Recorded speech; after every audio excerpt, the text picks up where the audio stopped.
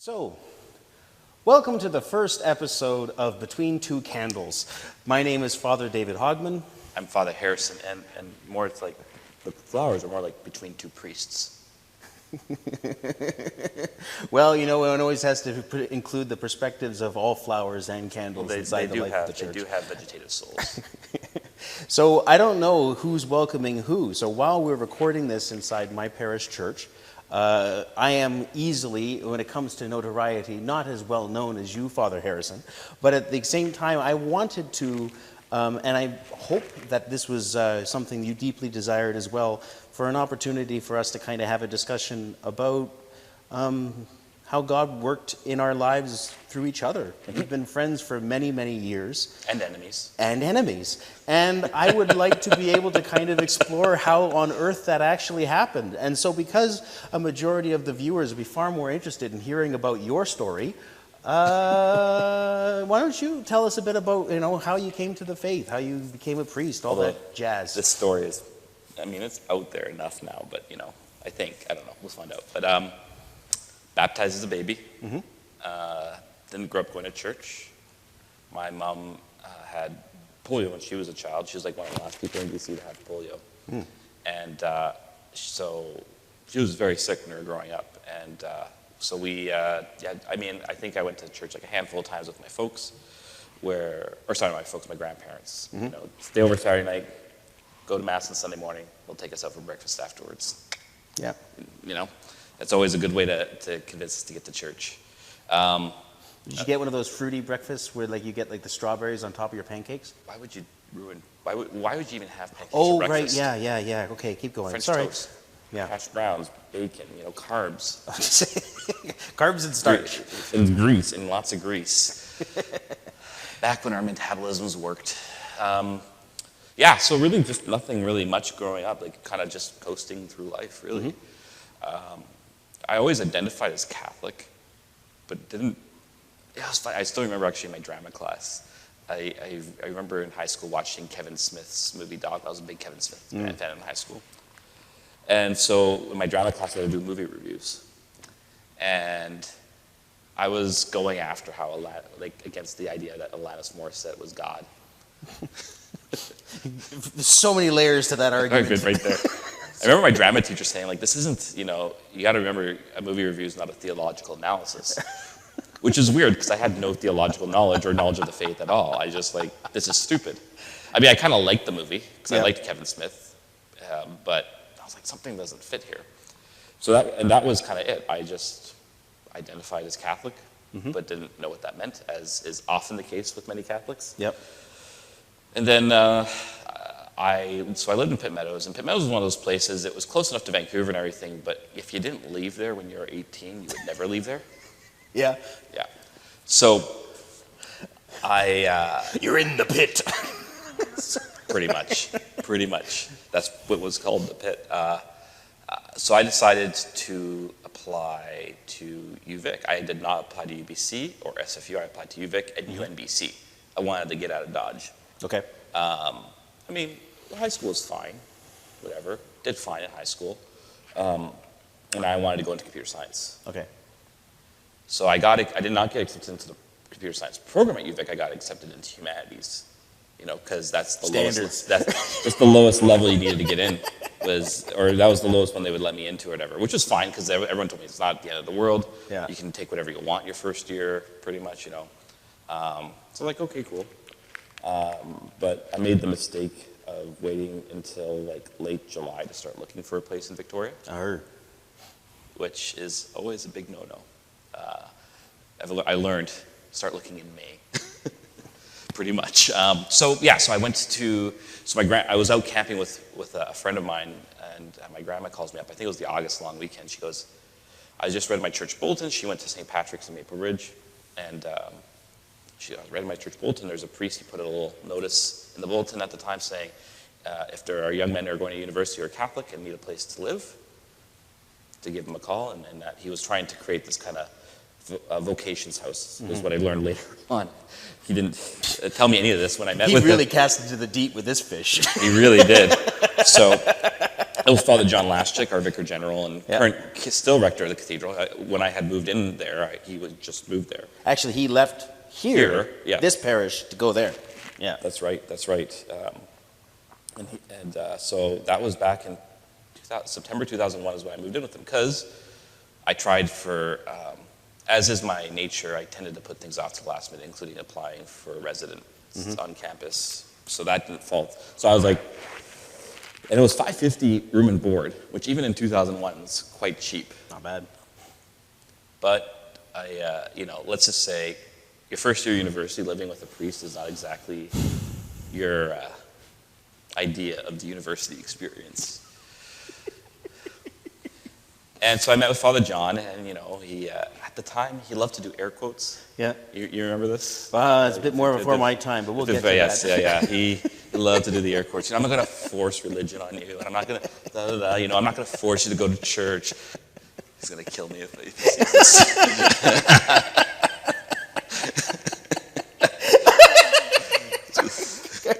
Yeah.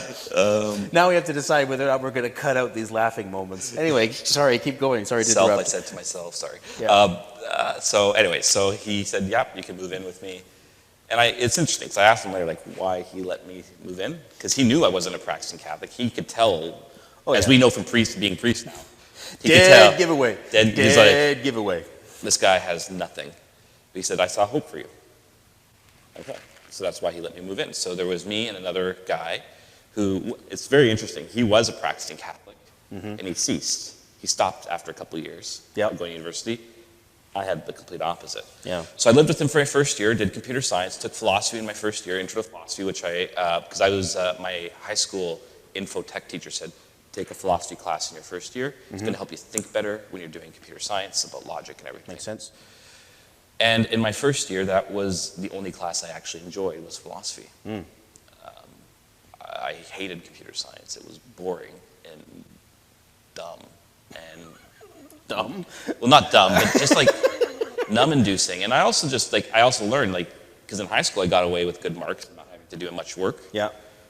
You can't do that in university. So computer science wasn't really working out. And I also discovered swing dancing in that first year. Which became a great, huge love of mine for many, many years. And so I decided to stay in Victoria for the summer to do a lot of dancing. Yep. So my way of doing that was take a bunch of classes over the summer to get student loans to pay to live. But, pretty much bail on most of your classes. Not a smart move, because I actually ended up on academic probation after that summer. Which is kind of ironic nowadays when you think about things looking back, but, God has done stranger things. God saw hope in you. Yes, exactly. And so I stayed with Father John, and that summer, he took me out to, I think it was, it's Troy with Brad Pitt. Oh. Yeah. Okay. Really bad movie. Really bad movie, but it was him and a seminarian at the time who didn't end up being ordained, but I think Father John had kind of planned this, knowing him, because the seminarian was starting to kind of grill me with questions like, so when were you confirmed? I'm like, what's that? When did you get your first communion? I said, I have no idea what you're talking about. And so Father John's like, oh, well, maybe you should think about RCA and learn about your faith. And I kind of just said, sure, why not? So in my second year of university, I started going to RCA in the old basement, before its renovations at the cathedral. It was not very The other pit. The other pit, yes, exactly. It was a true descent into hell. And I remember going to the classes and everything. And so my second year I was taking health information sciences, which was a little bit more interesting because you had to learn about ethics and everything, which was kind of cool.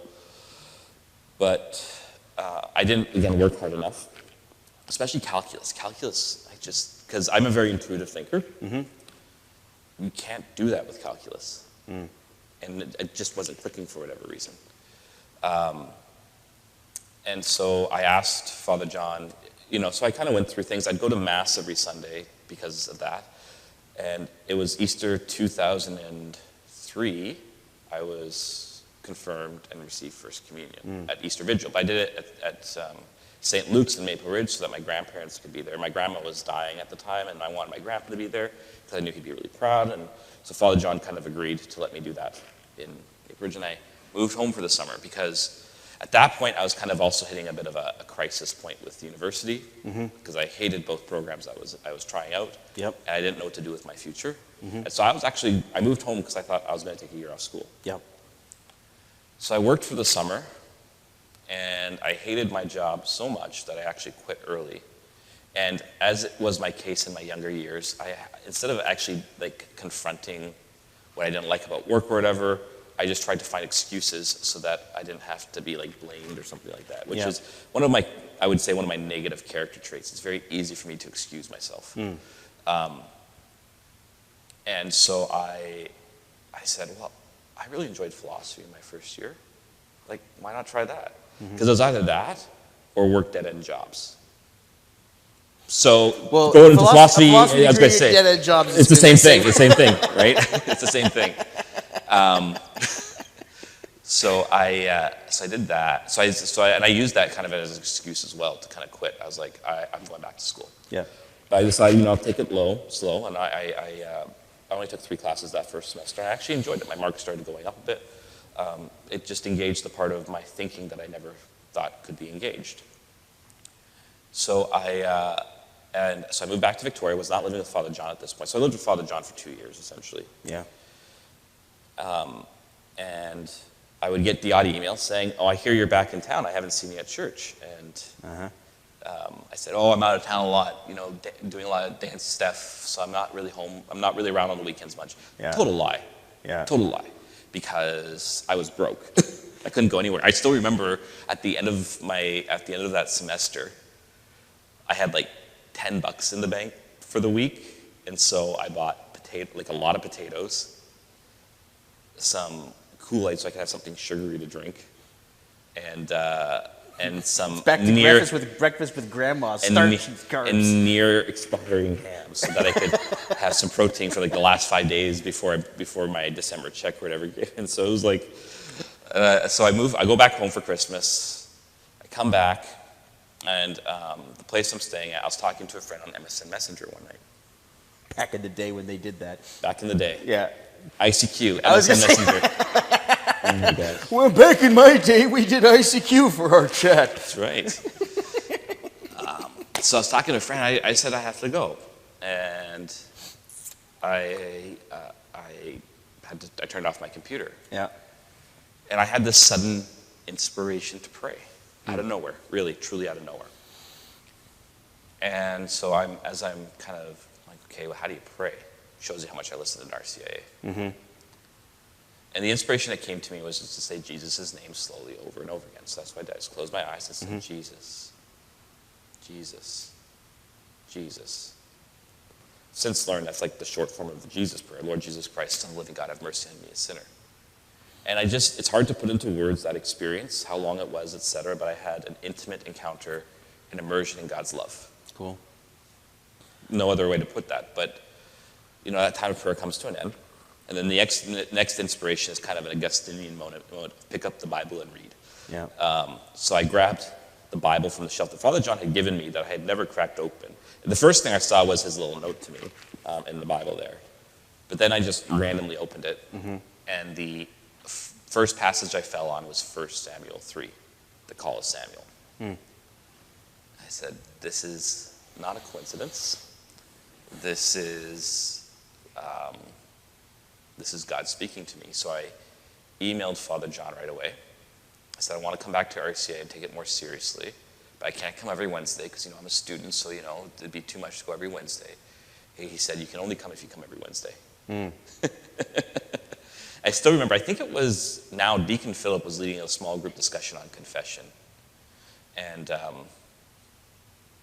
as was Father John's habit at the time with RCA, he would hover around the rooms.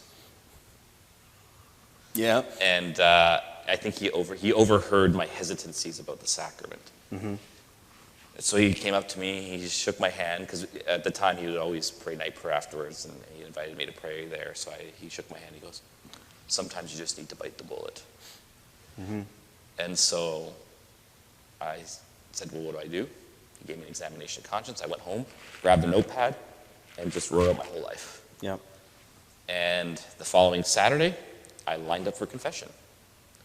The poor people, though, were stuck in line for a while because I was in there for like 45 minutes. You're one of those people. I was one of those people. Someone actually, it was back in the day, it was like a confessional chapel type of thing. So I think someone was like, did I miss the person coming out? So they actually walked in while I was in the confession too. But I didn't know. Now you're under the seat. Yeah, so lesson to everyone. Lesson to everyone, if you need a long confession, make an appointment. Please. But it was really beautiful. I still remember my penance, One Our Father, as a little sign of God's mercy for me. And I still remember that first experience of confession. It was really a profound experience of God's mercy and love for me. I remember walking out with like the weight of the world lifted off my shoulders. Yeah. And so that's what started my journey back to practicing the faith. I started going to Mass, started involving myself, going to RCIA, involving with the college and career group at the time at the cathedral. Mm-hmm. And that's when we kind of met. Yeah, because when I myself am also an adult convert to the faith, but I was raised in a Protestant environment, United Church of Canada, and I'm from a relatively long line of United Church ministers, so my grandfather was a minister, my grandmother was a minister, my mom and dad were ministers, my aunt and uncle were ministers. So going to church was a normal thing in my life, and Christmas time was always mom and dad and grandma and grandpa talking shop about church, to the point where sometimes for the other members of the family it was kind of annoying. But that was just the kind of world in which I was raised. So every Sunday you go to church, mom and dad in the front.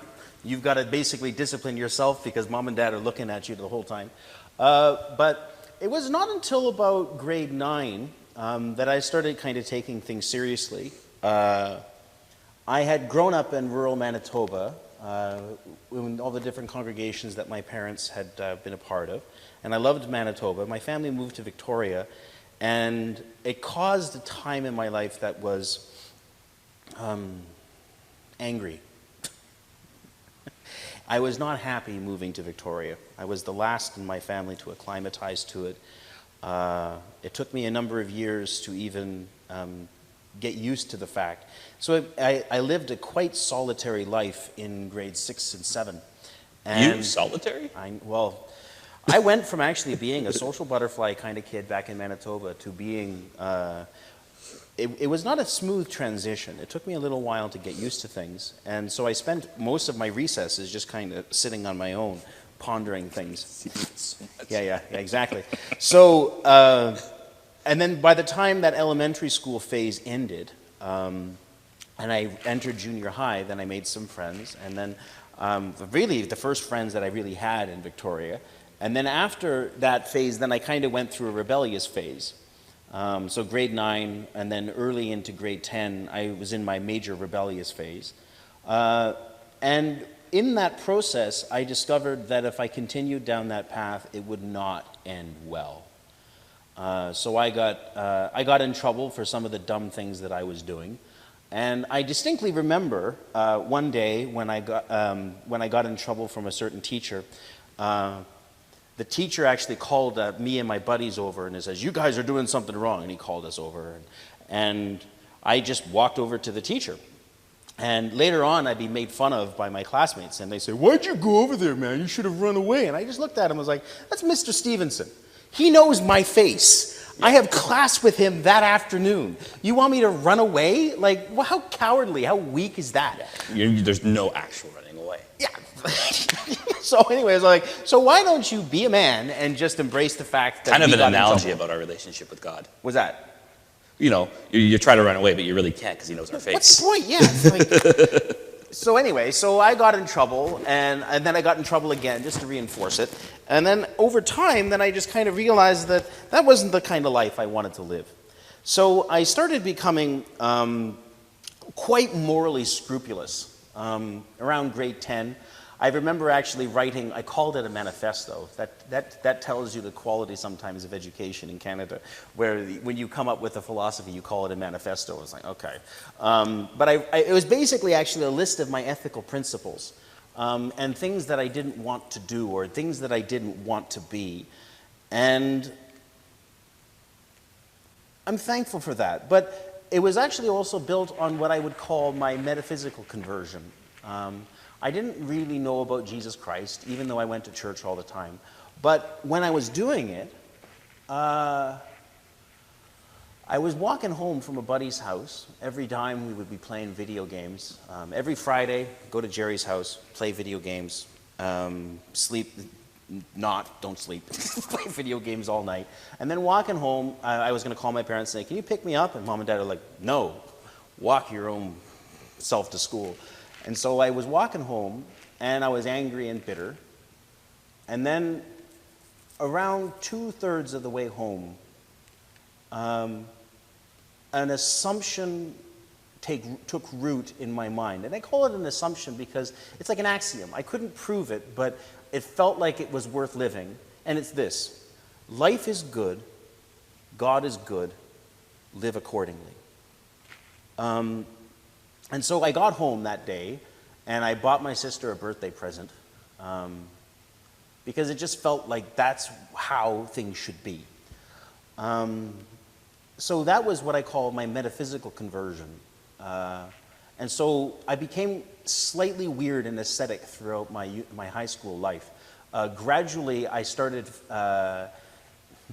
copying Niles Crane from Frasier. There was an episode of Frasier, when Niles has a breach of his ethics, and it makes him have a nosebleed every single time he breaches his ethics. And I just thought it was so cool that there was a guy that was so preoccupied with doing right that his body reacted negatively to a breach of his ethics. So I just found that to be the coolest thing. So I started wearing suits to school, and did I tell you this? No. So so by that time I was, Again, I can just totally see this. That's all. I'm pretty sure you could. So I would go to Tip Top Tailors or Moores, and I'd buy suits, and I'd wear them to public school. This is starting around grade 10. And I remember once being challenged by some of my peers about, like, dude, why are you wearing, like, suits to school? And I'm like, okay, I have a question for you. Before I answer your question, I have a question for you. I didn't quite phrase it. No, Jesus. Well, that's John the Baptist, right? So anyway, he's like, why do you do that, man? I'm like, why do you wear pants that don't fit? He's like, well, I like them. I'm like, there's your answer. Yeah. I wanted to be different in that regard. So that was the attempt. So I was wearing suits to school and trying to pretend like I was smart. And in the process, I also wanted to, I started becoming enamored with politics. I figured that the best way to do the most good in the world is to be an ethical politician. Slow down, spoiler alert. So as this is unfolding, I started becoming really active in politics. I read biographies of different political leaders. And so that was what I wanted to do. So my grade 12 grad picture has me telling people about which political party to vote for and why. Do you enjoy that? Yes, very Does that much. make you happy? Okay, that makes you happy. So, but by that time, I didn't have a lot of aspirations, so I was still doubly lazy and committed at the same time. So as I'm about to graduate from high school, I'm thinking, well, maybe I will go to university, but I really don't want to because I hated school, but I still enjoyed learning, but I hated school. So I decided, under my dad's pressure, to actually apply to go to UVic. University of Victoria. So I applied, I was provisionally accepted, then my math mark came in, and then I was provisionally not accepted. And then my dad then suggested that I, coax my English teacher to kind of up my grade a little bit. So my provincial English exam mark was actually quite low. But so was mine, which... Yeah, I took it twice. I got 67% both times. Exactly the same. And one of my teachers, she's one of those graders, so she knew. And we all did all these mock exams. I was getting like 85, 90. She goes, "What happened?" I'm like, "I don't know." Yeah. I got exactly the same mark. 67? 67. Yeah. What on earth? I don't get it. So anyway, I had like an 88 or something like that, Yeah. but that dropped me down below the UVic acceptance level, which was 75%. So the teacher helped me finesse some things, and so I finally got back into UVic. They re-accepted me. But by that point, I had been divested from associating mentally my career and my education. Even if I actually said to myself I wanted to be a politician, I didn't actually put it in my head that you needed to actually be successful to be a politician. Right. Then I kind of figured out that that doesn't matter anymore. Right. But so anyway, so I got into UVic, and at that point, I only wanted to take classes that I wanted to take because it's very hard. I'm quite disagreeable. So if somebody just says, yes. If somebody just says, do this, I don't want to. So I was like, what are the classes I want to take? 20th century history, Chinese history, what were the other ones? Yeah, that's basically it, actually. 20th century history and Chinese history, and I couldn't think of anything else that I wanted to do. Because we both entered in 2001, right? Yes, Yeah, yes. Same age, Yep. only a month apart. Went straight out of high school, but I'm from Victoria. And so I signed up for these classes, and then my dad said to me, well, Dave, maybe you should take, Philosophy 100. I said, I don't want to do that. And he says, well, just give it a shot. You've only registered for 3 classes. I'm like, that's true. It's maybe 4. The full course load is 5, but I couldn't find 5 classes I wanted to take. The Philosophy 100 is a year-long class. Yes. Yeah. Yes. But you need 5 in a semester, and I only had 4. Yeah. So I said, okay, fine, I'll take Philosophy 100. Oh, economics was one of the ones that I also had on there too. But I went to one lecture for economics. I'm like, dude, I'm out. This is all made up. That's peace. But then I loved philosophy. Yeah. And pretty quick, I knew that I wanted to change my minor. Do you remember who your Philosophy 100 teacher was? Oh, Allison Barnes. Okay, I had Angus Taylor. Yeah.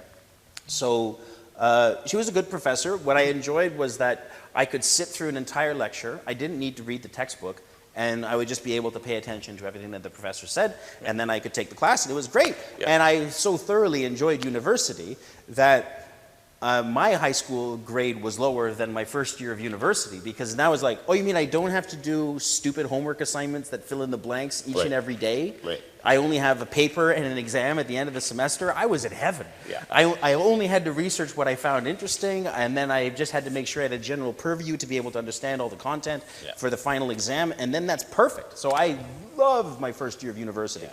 So philosophy was totally the thing for me, hands down, no question, where I basically just got to write a paper explaining why I believed I was right, and I'm very good at telling people why I think I'm right.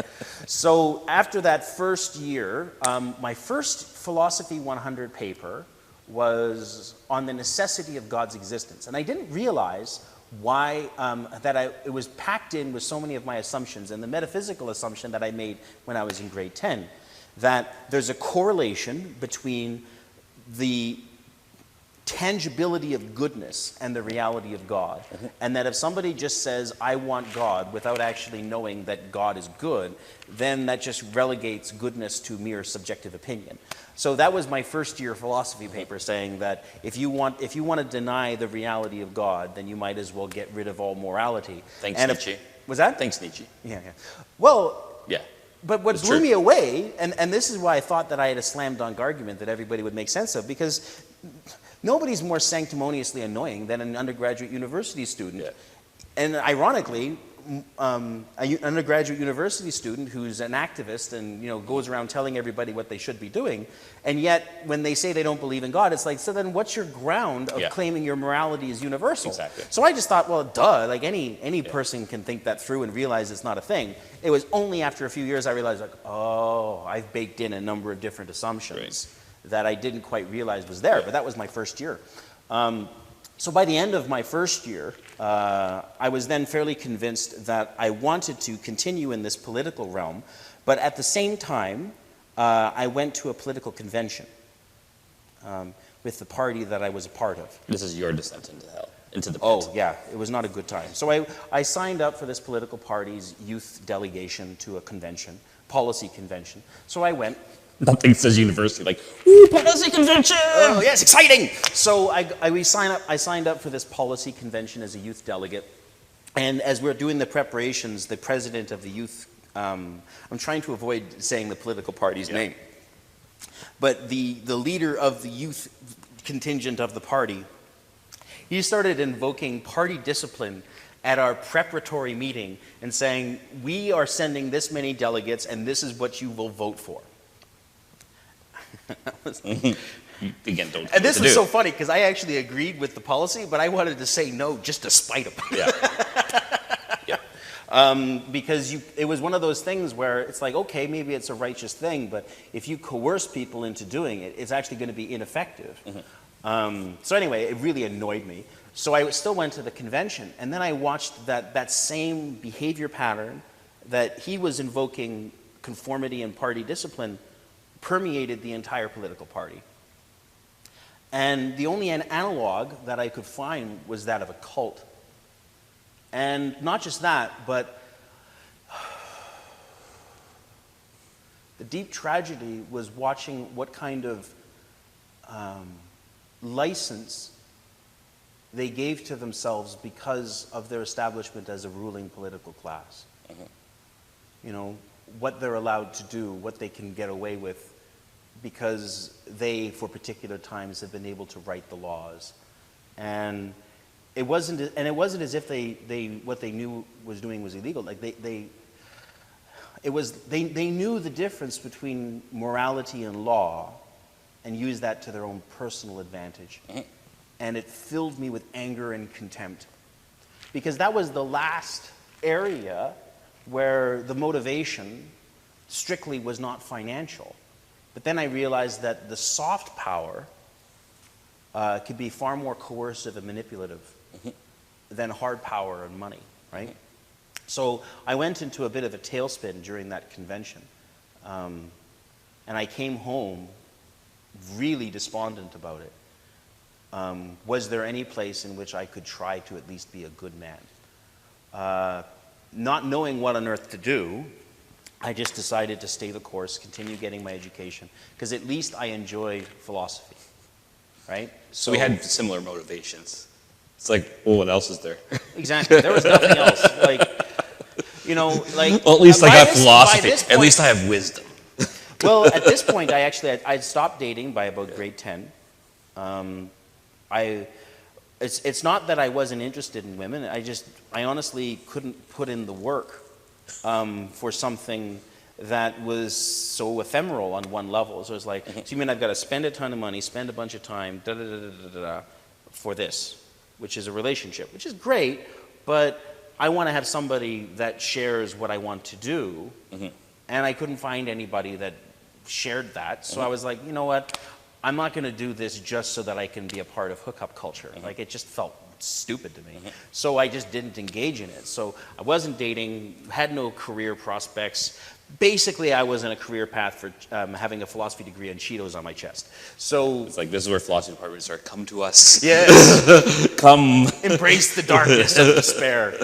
So I just decided to continue the course, continue taking philosophy, and see what would happen. So in my second year, my dad suggested that I take not just philosophy anymore, but he suggested I take a course on Western European history. And the question was, well, my question to him was, why? And he said to me, well, your original intent was to study Chinese history because you wanted to be able to understand both worlds. And that was part of my plan of becoming a politician, is that I noticed that, from my estimation, China was on the ascendancy. This is early 2000s. And any political leader worth his stripes should be able to know the cultural differences between the East and the West, so to do better negotiations and conversations with them. And my dad was like, great, I'm happy that you're learning about the East, but you know nothing about the West. And I said, well, come on, of course I do. Because I was raised in that kind of environment, not by my parents, but just because of the environment of the world, that anything before the 20th century is darkness and stupidity, and is entirely wrong. My philosophy education kind of undermined that, but you still noticed it, where it's like, we're going to talk about Plato and Socrates, and then we'll mention Anselm and Aquinas, and then we're going to jump to everything into Kant and to Descartes and stuff, which was, intellectually dishonest. I kind of had a feeling that something was wrong about it, but okay, so I'll roll with it. So he said, take medieval history. And I said, well, I don't want to because it's darkness, it's stupidity, it's ignorance. But you were right about philosophy, so give it a shot. All the while, I'm still going to United Church. Yeah. I was just going to say, that's interesting though. Like it seems to me then your dad is one of those few people who you wouldn't necessarily just say, oh, you're telling me to do this? No. Like, you are correct, because that time in which I got in trouble was the time in which I learned to trust him. Yeah. He could have laid down the hammer and smashed me. Yeah. But he just said, don't do it, because it can mess you up. Now I'm going to leave you alone to figure it out. Right. I was preparing for a massive disciplinary hammer. Yeah. Didn't get it. Because he basically said, you already know why you're wrong. We're done. And after that, I actually started thinking my dad is kind of cool. By the way, my dad was also a United Church minister, and he had done philosophy in his undergrad. And then he also did more philosophical work when he was in seminary and theological work when he was in seminary. So when I finally told Dad that I was interested in philosophy, like that he was actually right, maybe, you know. I remember I said to Dad's like, hey, and we're doing Aristotle, and we're doing Plato, and we're doing Kant, and I'm finding all this really, really interesting. Like, so he took me to his library inside his church, and he started pulling off books from when he was in seminary. And then I'd open up, like him and my mom met in seminary, and I would find old papers that he wrote tucked away in his books about Kant.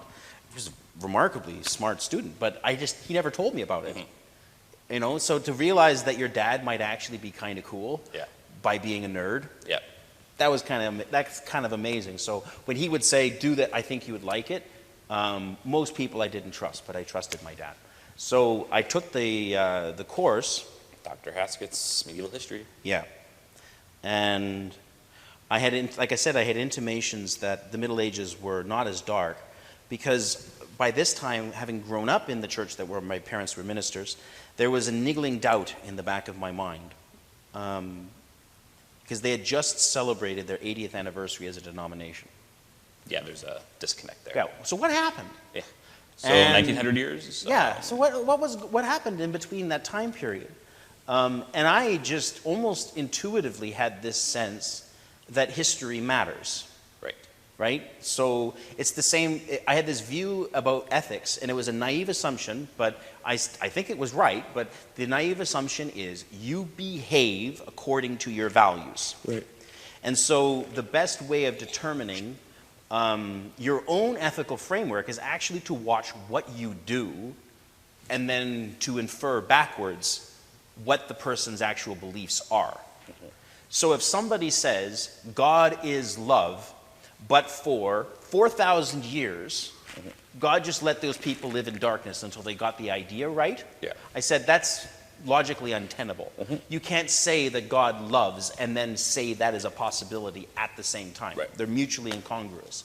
So I didn't like any religious system that just popped things out of midair and then said, now we're the right ones. So I wanted to find a religious structure that actually went as far back as writing. So I knew Christianity was there. I knew the Jewish people were on that same category, but that was the best that I could pull off. By the time I took this medieval history course, that niggling doubt was starting to manifest, and then the professor put on the board that line from Matthew's Gospel. And you are Peter, and on this rock I will build my church, and the gates of Hades will not prevail against it. And I was like, what? What? So up until then, I was a Jesus-following moralist. I loved Matthew's Gospel because it had all the moral teachings. So you're a Kantian. More or less. So it was about discipline, it was about orderliness, and it was about... We're so Protestant. a total wasp. So Jesus taught me how to be a good man and then do it. But then all of a sudden, and so I would do what Jesus said, because experientially, like my dad, his judgment, when differing from mine, was usually better. Right. But then now Jesus was saying something that was anathema to a kid that grew up in the 1990s, which actually Jesus actually intended a church. Yeah. And then you saw the documentary evidence in the gospel itself. Then as the course unfolded, I watched the historical continuity between Peter and the church at the time, which was John Paul II. And then I saw how that continuity played itself out over the course of the class. Haskett does a good job with that, because for him, really, medieval history starts with Augustine, which is quite early on when you think about it. Well, yeah. Well, then the course that still started in antiquity, because Augustine is that bridge between antiquity and what I would consider to be the true birth of civilization is the 13th century, not the so-called Renaissance, which is basically just plagiarism. It's LARPing Greece. Yeah, it's LARPing Greece with Christian presuppositions. Yeah. So I was immediately floored and angered by the fact that maybe this church is something. Oh, darn. So then I started doing research. I read the Confessions, which was actually one of the assigned readings for that class. I also read The City of God. Was that the one you did your book report on? Yes. The Confessions, same here. Yeah. But there were a number of assignments in the course of that class that also just blew my mind. First was the instructions of Pope Gregory the Great to Augustine of Canterbury. That was so good, that lesson. Because so I saw the Pentecost story, I saw the story of Felicity and Perpetua, and then this class also then had the instructions of Gregory to Augustine, which basically said, acknowledge whatever good you find among the Angles, the Angle peoples, and then consecrate their altars for the sake of God. Yeah. And I was like, oh, well, that's a remarkably enlightened view for someone who lives in the Dark Ages. Yeah. And I was going to say, one of the things, because I took the same class a year later, and one of the things I really appreciated about that lesson for me, just on an intellectual level, was he said, you're not allowed to do any research. You only have the text. Yes. What does the text tell you about the time? Yeah.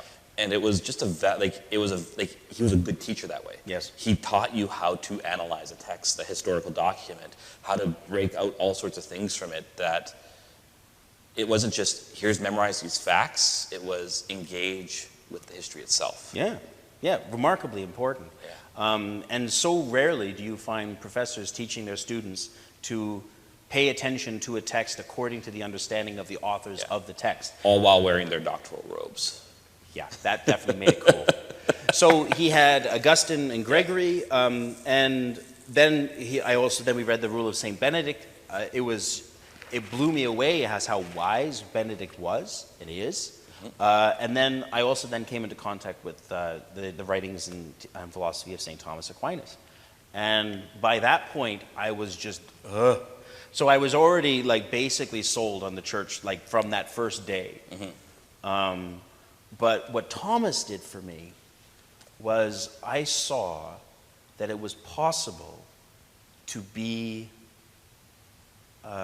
what I'd always dreamed to be, a person that can live on the margins of society,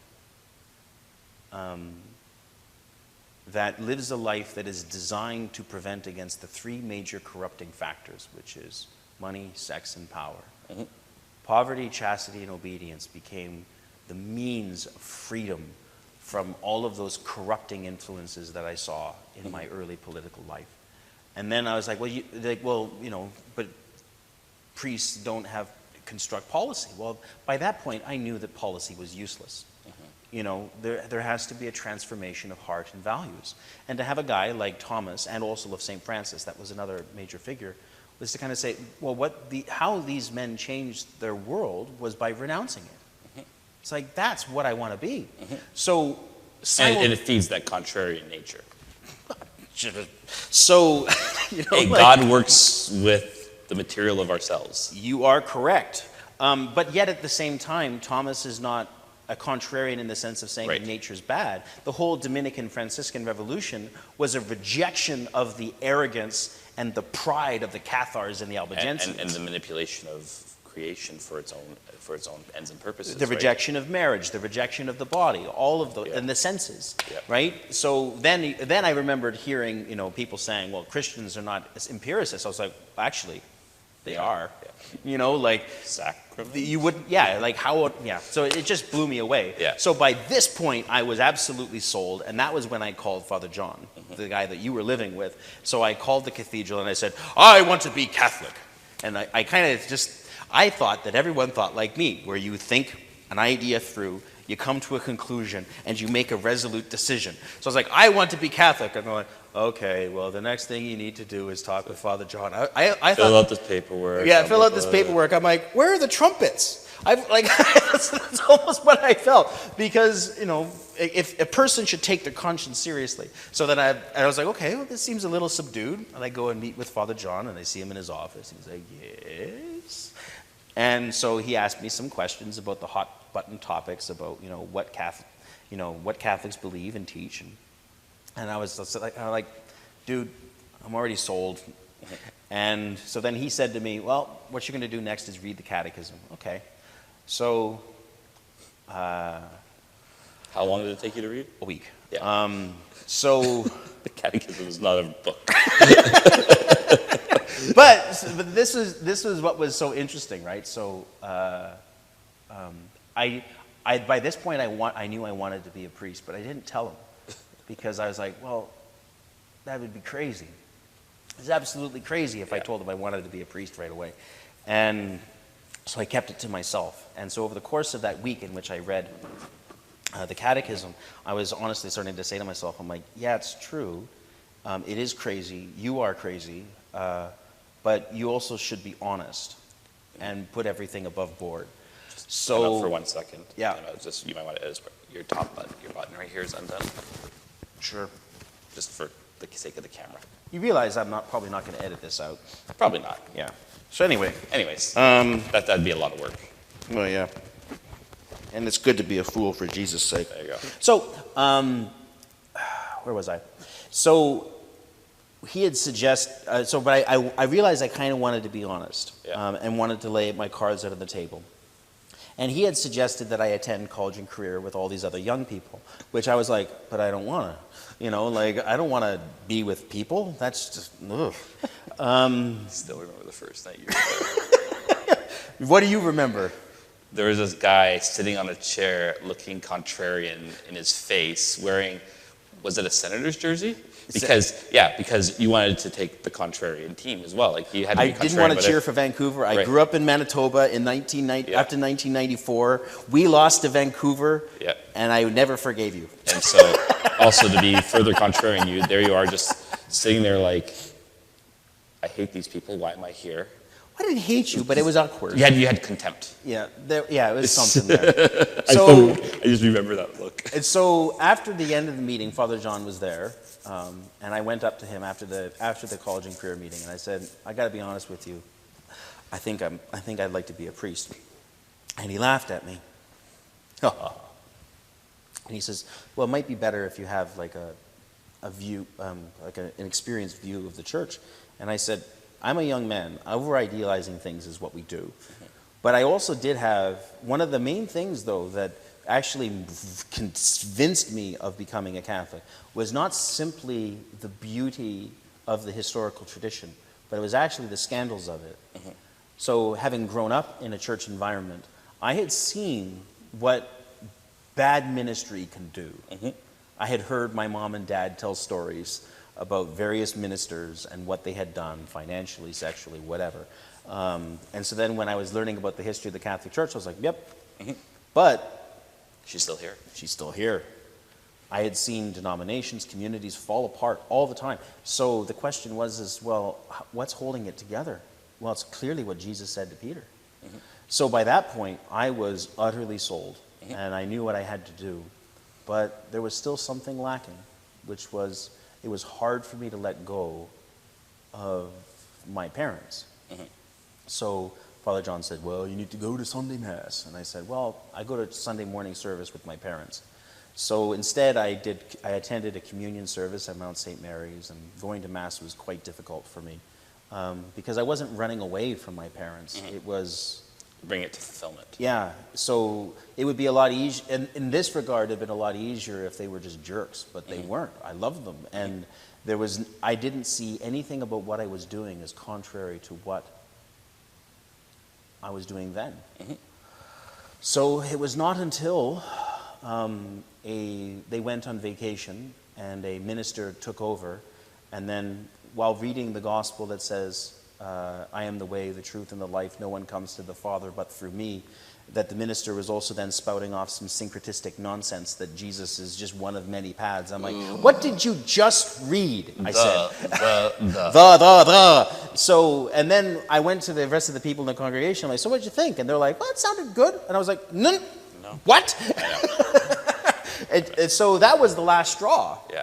And so I called my parents who were in Ireland. They were actually doing a pilgrimage through Ireland and the Iona communities and stuff like that. They went through this big Irish phase, for a while. And I just said, Mom, Dad, I'm done. I'm done. And so started going to Mass then. And were you in RCA at this point too? RCA was just about to start. Okay. But right when RCA began, I came to the conclusion that my academic life did not provide me with suitable structure. Right. So I had a class Tuesday, Wednesday, Friday started at 11:30. Monday, Thursday started at 10 a.m.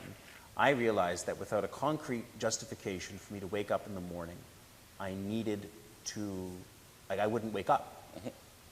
So I needed a reason to wake myself up. And I decided that that should be Mass. So I started going to daily Mass. And that was how, after a long while, I actually got introduced to the prayer life of the church. Father John welcomed me to come to morning prayer. And then I would attend morning Mass every day with my good friend Diesa. And that's what taught me how to pray. And it was there that I discovered the meaning of the Eucharist. And I actually used the principle for the identity of indiscernibles that we used in rationalism, that if something has a qualitative or quantitative value to it, and if there's two possible things that are of exact identical value, then they are the same thing. And that was how I came to the conclusion of, wait, then Jesus is in the tabernacle, he's with the Father, and he's in all those who receive communion, all at the same. Oh, that was from Leibniz, when I was studying Leibniz at the time. I was like, okay. So you mean that this sacrament is like him? It's him. And so then after that, there was no going back. Interestingly, Blondel did essentially his habilitation thesis on Leibniz's understanding of the substantial bond through an exchange of letters Leibniz had with a Jesuit priest about the Eucharist. No kidding. No kidding. Because Leibniz saw in the Eucharist what you're talking about. So, yeah. Yeah. And then that was where I met you. This was what, so I'm forgetting now a little bit. You're better with dates and times than I am. So you're entering RCA in 2003? Around there, yeah. Yeah. So you I was in RCA and you were barely around. Yeah, and then I came back in 2004, right? And then I remember Father John going, "Where's Harrison?" Right, and then I did not know this. So yeah, because I also remember it was Mark was your sponsor, right? Yes. Yeah, because it was Mark who kind of, because I think where we started to hang out and stuff was like we'd go to your place after Mass on Sundays to play Mario Kart. Oh yeah. Or is that with Kyle later on? Everyone does, yeah. Yeah, so I came back, I'm going to confession, I'm back in RCA, and you're there too, and Mark's there. And because I had my sponsor who, actually I think he stopped practicing the faith himself, unfortunately. So when I came back, Mark was there. Was there anyone else? Or because I know there was the next year. Oh, there's a few guys. Yeah. But yeah, we'll let them stay anonymous. Sounds good. I have more sensitivity for people that like to be anonymous. That's fine. So and it was funny because the thing I remembered about you, so you remembered the Senator stuff, me refusing to be a Vancouver fan. I remembered your ski jump haircut. I was like, oh yeah. They still wear those? And it was interesting because when you came back, where things got complicated was you had two guys that wound up becoming very nerdy about the faith. And there was another guy too, God bless him. So we wound up being quite confrontational intellectually. And it was so funny because it's still one of the more fruitful exchanges, but I didn't quite realize how interesting it was going to be. I think it took us quite a long time to learn how to get along. Mm-hmm. Because I think part of it is you go at it you were going at very idealistic, Yeah. right? And for me, heart, feeling are very strong things for me. Yeah. And so ideas and experience need to come together, but when they're both accentuated to an excessive degree, they clash. Well, let me say Yeah. that probably the thing that bugged me the most about you was when you said that it's really easy for you to justify or explain something away. You said earlier on in our little conversation here, it's easy for you to excuse yourself. It's easy for you to excuse yourself. Yeah. That drove me nuts. Right. It absolutely drove me nuts. And but it was funny because And I think the excessive moralism drove me nuts. It's like, man, that's not living. well, and that was what was kind of funny about the paradox. But so you know what kind of helped me work through the moralism was first off realizing that when it comes to temperament, I'm an anomaly in the sense of, like when you do psychological evaluations in the seminary. Most people are on the feeling, sensing, but thought and judgment are incredibly important to me. I'm intuitive, but thought and judgment are quite important. And then when I realized that most people don't function that way, but that God created both temperaments, and that they're actually designed to be complementary. So then I said to myself, well, wait a second. So if the same God who is at the root of reason also created the emotions, well, maybe emotions are meant to have symbolic value for ideas that are too impossible to express, or too difficult to express, too subtle and too meaningful to express. So sometimes when a person feels something, maybe they're actually, to use my own language, thinking. Like a feeling is a thought, but inarticulate, almost like crude oil. Well, it was interesting, actually. This was my prayer the other day. I was pondering this mystery a bit, because in the Myers-Briggs, F is very high. Actually, of all four, the E is the lowest, but the feeling is really high. And I always reflect on this, like, why? And then I'm like, well, I think this is why my brain goes off to 20 places at once, because I'm like, well, I feel things so deeply, which gets your thoughts going everywhere. And it's really hard to kind of bring that together.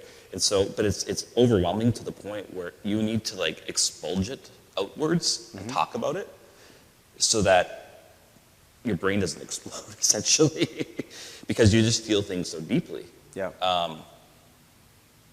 And it's not that you're not thinking things through, it's just a different way of going about it. So like I was just reflecting on that. I was reflecting on it the other day. It's like, feelings really do, like, that's why for me heart is so vital in many things. But at the same time, it's like, so that moralism is like, man, like, ugh. And I think it's interesting. I think in some ways, it's part of our kind of cultural heritages, because even though I didn't grow up going to church, I'm still culturally Catholic. Yes. And you had your history culturally Protestant. And I think in some ways we were kind of symbols of our traditions, unhinged.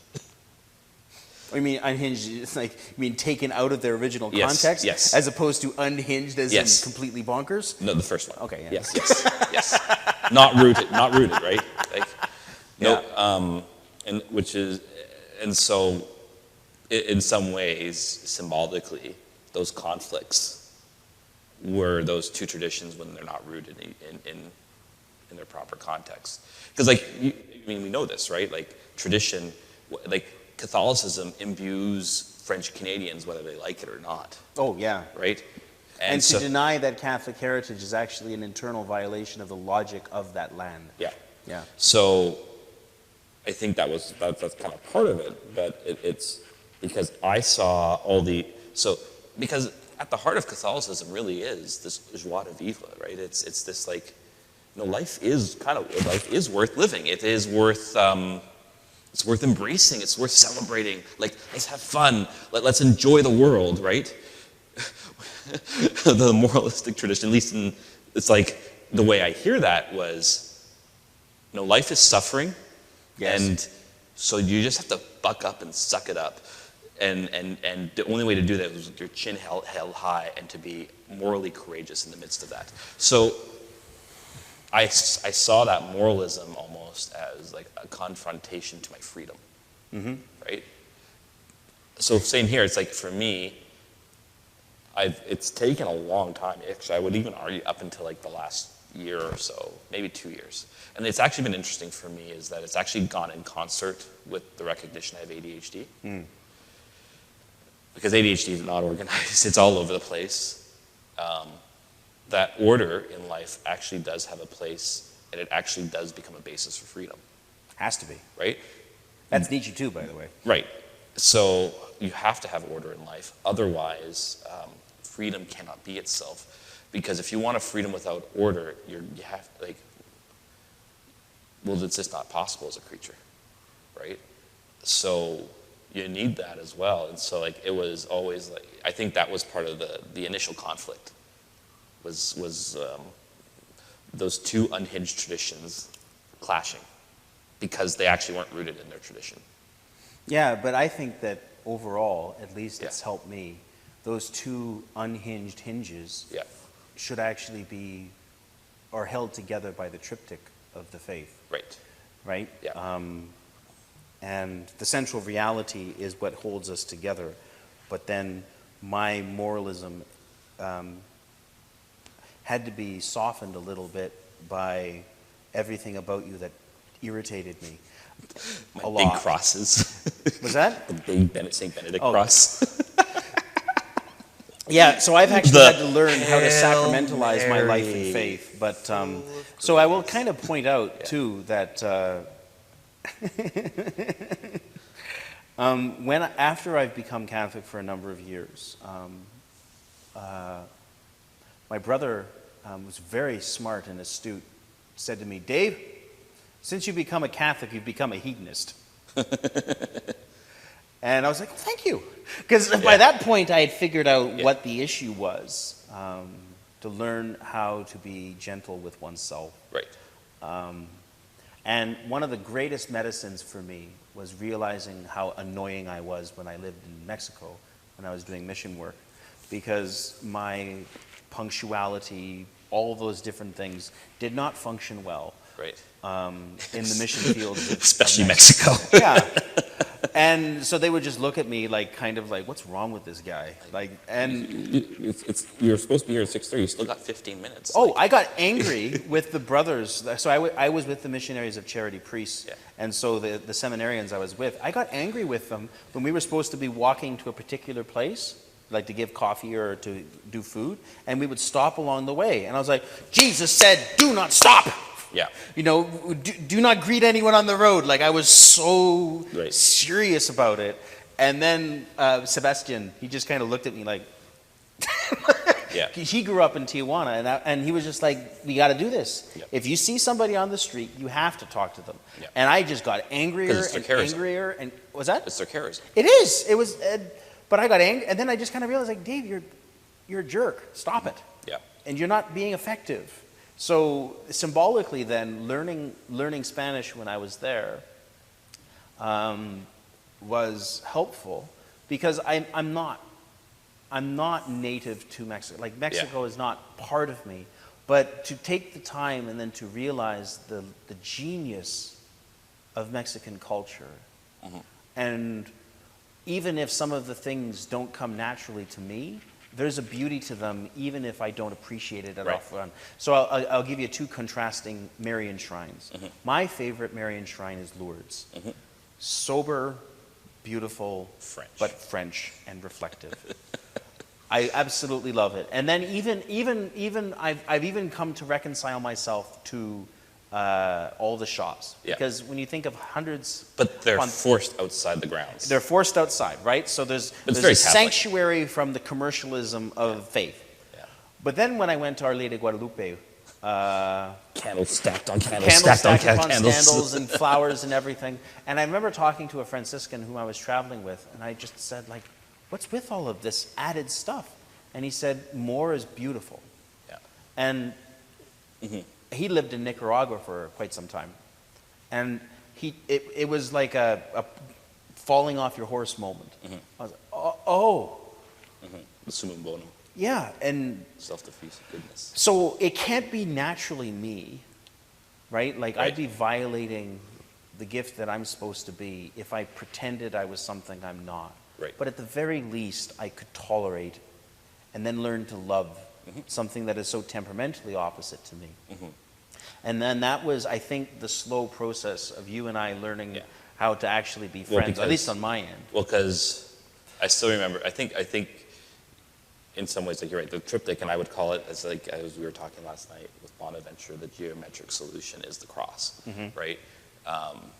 And there was a cross rejected and then a cross accepted, I would say, that I think became the different turning points. Because you were going to go to Mexico, or, you know, the reasons you were going to Mexico were painful, Yeah, right? but voluntary. Right. But what did I say? Do you remember? Why don't I leave those words to you? Well, I was just going to say, I said, we'll just suck it up and take up your cross, essentially. Yeah. Which is, and it's like, I understand where it comes from looking back. I'm like, man, what a pietistic jerk I was, right? Because it was actually me rejecting your hurt in the moment by throwing like this pietistic idealism towards you, right? Yeah. And it's because I thought that that's what you're supposed to do, right? I thought that was the consoling word, which is kind of ironic for someone who's big on feeling and stuff like this, right? I actually refused to suffer with you. And then the highly rational, logos-centric individual is in heartbreak. Yeah. Yeah, so I didn't quite explain to the viewers about what happened. So, and this is another area in which you and I varied in terms of our vocational life. So because I showed up guns blazing, I want to be a priest, I also knew that one of the downsides or dangers of that was that I'd get this image of presumption. Right. And so I put forward myself to be a candidate for the seminary, and a bishop rightly said, So he kept pushing me back at the kind of abeyance. And at that point, like, this was exactly what I wanted to do. So I kept getting not even necessarily rejected, but more ignored and pushed aside. And that hurt, because then the question was, well, what's going on? And I could never get a clear answer. And sometimes you just suffer in the church because of her. Oh, exactly. Yeah, but that was important because I had this view that, you know, I could do whatever I put my mind to. Again, that comes with the temperament. And I knew the logical reason as to why the bishop himself was reluctant about me, but I couldn't allay his fears without being fake, and it was my fear of being fake that actually made me disagreeable to him. Right. So it was a kind of like a weird little paradox. Yeah. So I did a lot of these like I traveled through Europe, then I did the Mexico trip, and those were my attempts in the small spaces time that I had to voluntarily make myself the best possible candidate that I could be. Right. And then, and I'll admit there's a bit of, so when you were like, well, just endure what the cross that the bishop has given you, and it bugged me because he liked you a lot more than me. Right. And I was just like, why does he get it so easy? And it's interesting because we both got crosses in our vocations. at different times. At different times, yeah. right? But in some ways, it's like it's because I think actually too, because because like for me, it's and it was interesting because I remember, I think you were back then by that point. Were you at Back the from Knights Mexico or back from Europe? and I can't remember which one, but we had that fundraiser. The Knights of Columbus had that vocations fundraiser. Mm-hmm. Were you there? I was, but in the background. Right. because Well, there was one that I missed, though. right, because they asked me to give my testimony that night, but that was the day I got in a car accident, right, where I was going down Pandora, green light, I'm on the leftmost lane, and it's a 4-lane road, and so I'm coming down, I think it was Pandora and Quadra, and a cyclist, as I'm going through, hits the side of my car, hits my windshield and falls off, which was a very terrifying moment. And I was really shaken up that day. Like, it's when you realize that your vehicle may have been, I don't know what happened to him. I was told that he was going to live because his helmet fell off as he was falling off. Like, it was bad. Because he didn't have it strapped on. Wear your helmet. But I remember sitting in the office, because I was working in the office manager at this time. This is about just before I was supposed to go to seminary. And I remember just sharing with a clergyman at the time the difficulty of the moment, and there was no empathy. And I was like, but I'm really suffering right now. This is hard, and there was just no empathy. I was like, so it's interesting, like, how you start to realize, wait, just saying these nice pietistic phrases don't actually do much. But yeah, because I graduated in 2006. I graduated a year later than you. Yes. Right? Because I had many programs eventually finish off, and I applied for 2 different jobs. I got both, but I took the one at the cathedral. I was to work at the front office. And then through just a few things, I ended up becoming the office manager after a few months. And I was okay. Probably not, with someone looking back with ADHD, probably not the best job for me when you have to organize things. But I was also just involved with different diocesan stuff. Like, I was pretty, you know me, I'm like out there. And I got invited to go to the Tertius Millennium seminar, which was, and for me, that was kind of like my intellectual awakening moment in many ways, in some way, which was really interesting. Because it was 3 weeks of culture and everything. And I remember coming back total Whig Thomist. Like, the American Project is Catholic social teaching. Don't believe that anymore, but I remember. I remember, you know, and I came out of there because I was kind of going up and down with the idea of priesthood, right? Yep. And I kind of wish, looking back, but again, going through the experience is a good thing. I wish I had been told at some point, God's going to put a special call in your heart. And I was like, if I knew that earlier, I would have seen it earlier. It was actually here, when I was on internship here, that I realized that. In this church? In this parish, when I was on internship, I was reading Christian State of Life. And Balthasar makes Your original Twitter handle. Yes. Yeah. Yes. Christian_state, not an integralist. But I came back, I applied, and I got in. Yeah. And it was interesting, because I think in some ways, like, we were friends, we all went together and everything, but we also kind of went our own paths for a while in seminary. Oh, yeah. Which is fine. Yes. Even on internship here, we didn't see each other much. Nope. I mean, partially, I was up here, you were down there. Can confirm. But, and that's fine. But it was my kind of vocational crisis moment that I think the cross was presented again, and that's the triptych, that's the geometric solution, right? Because we applied for orders, we passed our seminary evaluations, Yep. everything looked good, Yeah. and we were waiting for the call. And I still remember the day before, because I mean, obviously formation teams know this stuff ahead of time. I said to Father Shane, hey, yeah, the bishop's calling tomorrow. And I saw the look of dread in his face.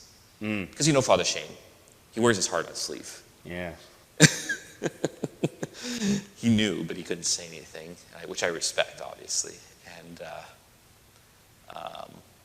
I get a call from the bishop saying, I want you to take a year off. And it was hard. It hurt because it came out of nowhere. Oh, yeah. Right? It was literally out of nowhere. And the same thing, I don't quite understand why. And it's hard because when you're a priest and you're trying to, or you want to be a priest and you're willing to submit yourself to formation, and the formation team says, "Oh, things are fine. Things are great. We recommend them for orders," and they're like, "Well, no." You're just like, "Well, what's wrong then?" Yeah. And I never honestly really found out an answer, which I'm okay with. Like, Yep. I've actually come to peace with that now. But I remember, because, like, I'm in tears. Yep.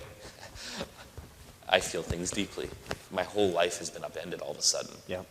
And, I talked to Father Shane and Father Stephen and a few others. Like, Father Shane was very good to me. And talking to Father John. And then I think it was that night, I think I came to your room. I took you to Red Robin. That's right. Yes. Yep. You took me to Red Robin, and then we went back and hung out at your place. Yep. In your room. We talked. And you were sharing about your experiences of your dad's death. Mm-hmm. And I think that was the moment of healing for us, which I really appreciate, That was where the cross kind of intersected and drew us back together. Yeah. And is it perfect? No. But that was the moment of the reconvergence of paths. But also because it was a maturing on both of our ends of actually starting to being rooted in the cross, which then draws us. So we're no longer unhinged, or we're less and less unhinged over time, at least. Yeah, well, I'll tell you something from my perspective. Yeah. So by that point, I had received my call to orders, and I was quiet. Yeah. And I knew I was waiting for you to get your call. Yeah.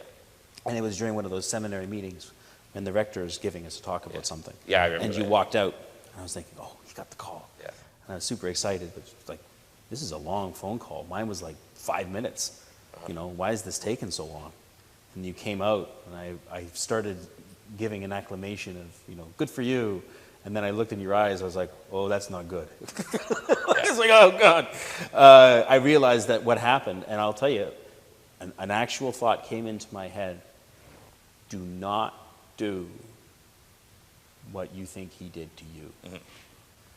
Big change. Yeah. And that was why I decided to take you out for dinner. Yeah. And it was a good moment. It was a good moment. Because then I was able to see you more just as a human being trying to do something. Mm-hmm. And you didn't need moralization. Mm-hmm. You just needed a friend. Mm-hmm. Where I just had to let out all my frustrations and all this stuff. It also made me very sad, though, Yeah. that the bishop said to you, well, David went with these people. It might be helpful for you. And I said, don't put me in this.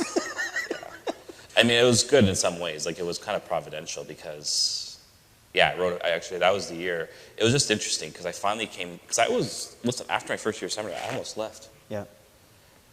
First year was tough. And part of it was just, and Father Shane told me this when I went to seminary. He says, you're the second person in seminary history that I know of who was an ENFP on the Myers-Briggs. He goes, I said, who was the first? He goes, me.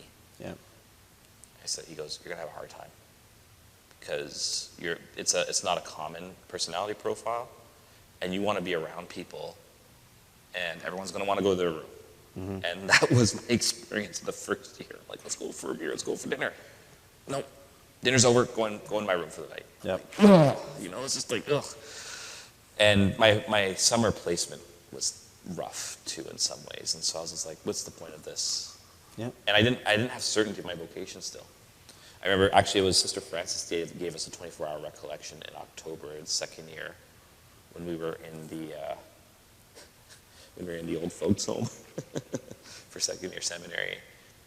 And she did an Ignatian retreat for 24 hours, and that was really helpful. It kind of reconfirmed me, but it was, like I said, it was actually here, not just doing ministry, but reading Balthasar. It's like, oh, well, that's just giving me all the clarity. I was like, I finally have it. There it is. Good. And only there. I mean, maybe that's the good thing. God needed to make sure I had that before the test, because I think if I had the test before that, I would have just said, screw it, I'm done. Yeah. Right? So I had that. But I was like, wait, God, I have the certainty now, this, really? And then that's part of the hardship of it. You're saying yes, and you don't know what the next year is going to bring afterwards. Yeah. No. Right? And the first couple months in Gallup were really rough. And part of it was a misunderstanding between me and the superior, because she saw me not only as a seminarian, but under her formation guides, in a sense, which meant she thought that I would be like a seminarian maybe from India. Mm-hmm. But I'm like, I go to St. Joe's, like, if we go out to 2 a.m., that's fine, as long as we're in chapel the next morning. no, for her it was, you have to ask permission for every little thing you want to do. I was like, it was really Hard pass. And also just not around anybody, not knowing anyone. I eventually kind of came to like it there. And then I was like, oh, I want to stay here. And the bishop's like, nope, you're going to go to San Francisco now for 3.5 months, which was really great. But in that third year, too, just before that call, I actually did a paper on Mother Teresa's biography, which was really transformative for me. Yeah. So I saw it as providence, too. And it really is. Like, I remember it was my diaconal ordination retreat. And the priest who was leading it said to me, because I was going into it in my time of prayer, I was realizing I still held resentment against the bishop at the time. I had not forgiven him properly. And so he gave me this a Ignatian tool of discernment. He said, why don't you take the last 5 years of your life, on the left-hand side go 0, then up 1, 2, 3, 4, 5, 6, 7, 8, 9, 10, and then minus 1 to 10, to minus 10. And he goes, take those significant events of your life over the last 5 years and plot them, rate them. And I did it, and obviously, not getting ordained was a minus 10. But then especially with the San Francisco part, that was a plus 10. And he said, isn't God there then? I said, yep. And they just healed everything. No more resentment. God was there. Because that was part of the thing too. It was coming, May? I still hadn't heard if I was going to be ordained a deacon that summer or not. I was like, what's my future? And Father Paul was like, I don't know either. But eventually was actually ordained a deacon here. Right there. Yeah, I remember that day because I was the MC. Yeah. It was a good day. And I remember it was hard. The one sadness for me was like, how do I want to put this? It was, I think it was your diaconal ordination. It was kind of hard for me. Not because I didn't want it. Like, I celebrated yours, right? Yes. But I remember actually I went out with a friend I didn't go to the reception, though. Yeah. Because at that time, everybody was, well, why aren't you being ordained with David? Yeah. And I just couldn't. That summer was rough. Yeah. But I always took the sense of obedience will lead me to freedom.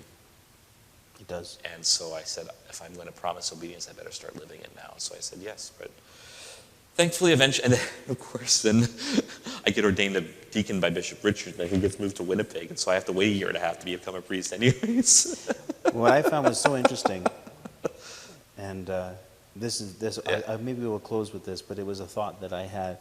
It was only until I made peace with the fact that you and I would be ordained on the same day that you weren't. Right. Yeah. You know, because I think I harbored a kind of deep anger towards you for many, many years, and I was like, would I want to be with him on that day? And then I came to the point where I said, no, I'll be happy to share it with him. And then that's when the rug was pulled out. Yeah. And there was a lot to learn about the gift of that. Because when I was ordained a deacon, my dad had just passed away. Yeah. And I was often asked, is that sad for you? And I said, yeah, of course it is. But I don't need to know the rationale behind it. All I need to know is what I'm going to do. And I guess on that Gandalf moment, it's good to see you. Good to see you too. We have been talking for a lot longer than the allotted time. Yes. And the people of God deserve to pray. So, God bless you, man. God bless you too. Let's do it again. See you soon.